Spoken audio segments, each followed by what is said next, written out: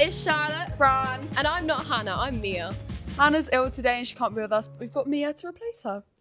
And welcome back to the Performing Arts Podcast and a Happy New Year. We're kicking off the year's first episode with movement, motivation, and our incredible dancers who bring our productions to life. Today, we're joined by Mrs. Lip, our head of dance, along with some talented dancers from the Legally Blonde dance team.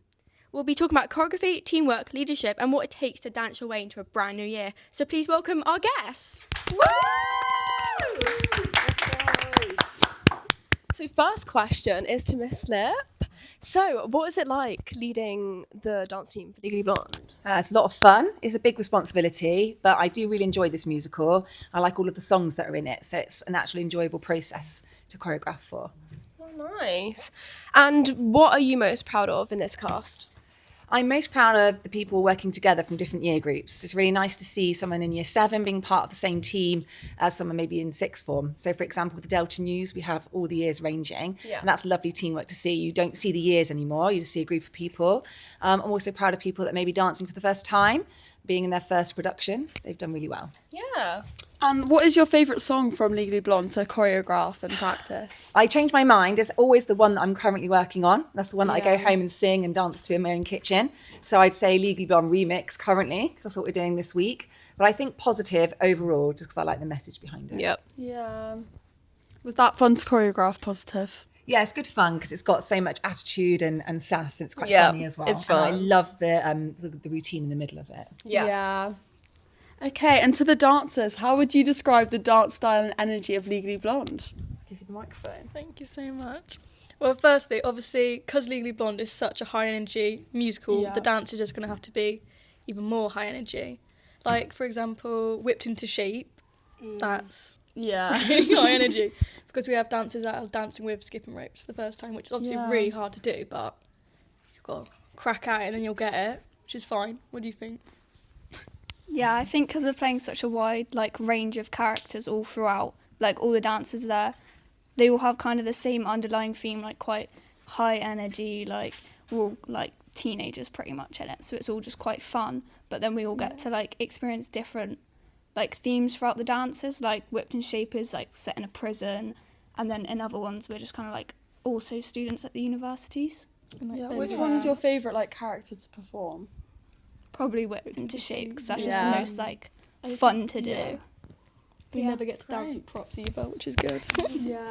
So to everyone, what skills, dance or otherwise, do you think you've developed through rehearsals for this show? Who's one now? The dancers start with that one. Yep. I think mostly because we're in sixth form now, some more leadership skills. Yeah. As also with our cast being with a lot of younger school people, we've been able to take a leadership role, help them, give them the videos they need to rehearse with and all of that. Yeah, and when you're working with younger students, sometimes it takes even if they're not younger, if it's one of their first times in a production, they don't really know, they might not catch the moves as quickly, because sometimes the rehearsals are quite fast paced when you're learning a new dance. So it's just kind of going over with them and working with them and actually helping them to learn it fully. Yeah. Have you built bonds with your teams, and would you recommend this to future students to do? Yeah, obviously Definitely. it's good to have a good, a strong bond with your team, because without it, there's just no trust and the dance just doesn't come together as it should be. You won't be in time together if you don't trust each other. Yeah, I definitely suggest people to get involved, because we became friends through Dance Live last year. So I think you definitely will make a lot of really close friends through doing productions like this, because you're very similar to the other people that are doing it.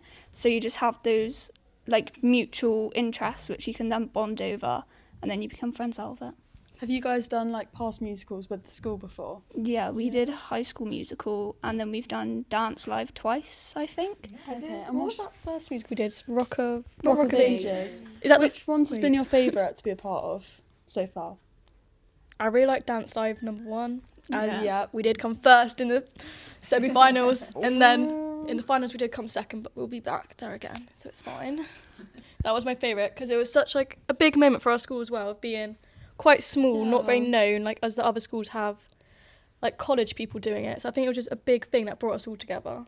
Yeah. Same for you? Yeah. So this is our first podcast of the new year, What's one dance or performance resolution you guys are setting yourselves for 2025? Just to be more patient, I think, because I have ideas in my head, what I want things to look like. And I have to understand that other people might not see my vision quite yet or might struggle with the speed of picking things up. So I need to try not to be so frustrated if it doesn't look right first time and just be patient.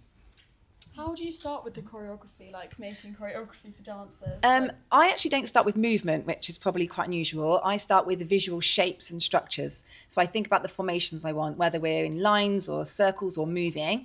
So that's where I first start. Then I think about what else is on stage, so other characters and set. And once all that's in place, I then add movements. It's actually the last thing that I add. Okay. What's your favourite choreography, like, ever?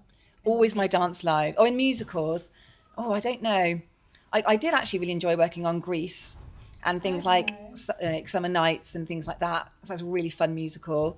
For this one, I've really enjoyed working with the main cast. So I've enjoyed all the Delta New pieces because it's nice working again with people who've got dialogue within the dance rather than it being a straight dance. You get to break for certain things and keep my focus on the story rather than just on the movement, which is really different for me as a choreographer. But overall, choreography in the score, it's always the dance live pieces because I just love doing something that's pure dance for a competition. Yeah, they're beautiful, those pieces. They're amazing.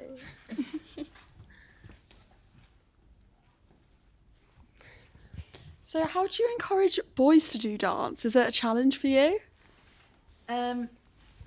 It's always a challenge, mainly because there seems to be some sort of stigma attached, and that sometimes comes with families, not just the boys themselves, that they might not be encouraged to take it as an option. And also they have to really stand up against other people's opinions. They're sort of at risk of being teased and things like that. So over the years, we've had lots of different boys dance companies. We had one last year as well. And they love being together and doing projects that are very, very boy based. And obviously we then take them off to do competitions or shows. But it's just time. We have so many students who all want to do something, and there's only 3 dance teachers and only 1 dance space. So doing a boys project is a lot of extra work and a lot of extra time, and it might only reach a few boys, whereas the girls projects reach like the whole school.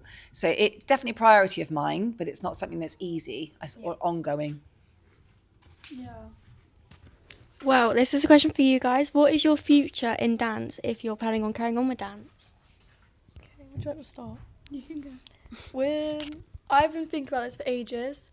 I would like to say, hopefully, I will audition again in summer for a few schools, but my future school and my dream school would be Ballet Rambir because they have such a beautiful blend of like contemporary, modern and ballet with it, which I do enjoy a classical side of dance. So that is a 2-year thing. And then after that, Ballet Rambir's got really good programs that help you find things when you move on from dance, like shows, commercials, things like that. So I'd like to just carry on dance for the rest of my life, really. That's what I really want to do. Yeah, I'm a bit of the opposite.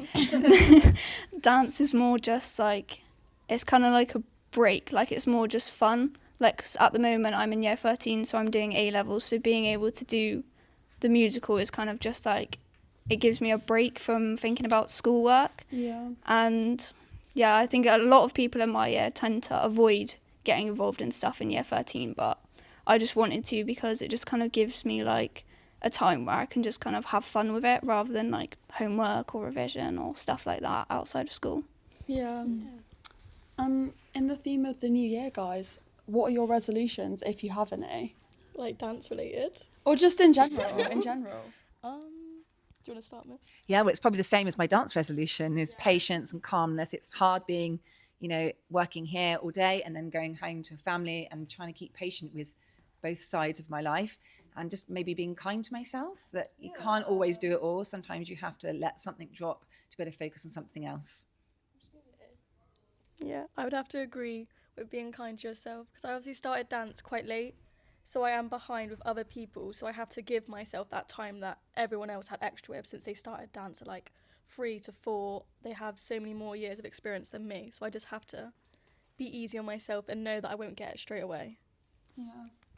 Mine's probably just revising because I don't really do anything. And since doing A-levels, I have been doing a lot more than I used to. I didn't really do very much in year 11, I have to admit, but I think that's something I definitely need to work on, is just putting time aside to actually just have the motivation to actually work and put in the effort. Yeah. So who is your motivation, guys? Your inspiration? Probably my anyone you look up parents, to? Oh, really? because they both work quite hard, and they both worked quite hard for their jobs. Like, they both went to university and stuff. So, yeah, probably just doing what they did and going to university and working hard to do the jobs they want to do. Yeah. I have so many people that have motivated me throughout this. Because obviously, as I said, I started dance really late. So people like Miss Lip, I only started dancing when I got to secondary school.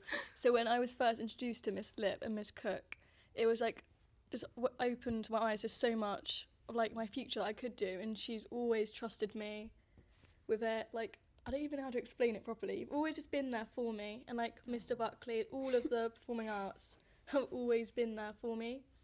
So, yeah. Oh, that's lovely. Ah.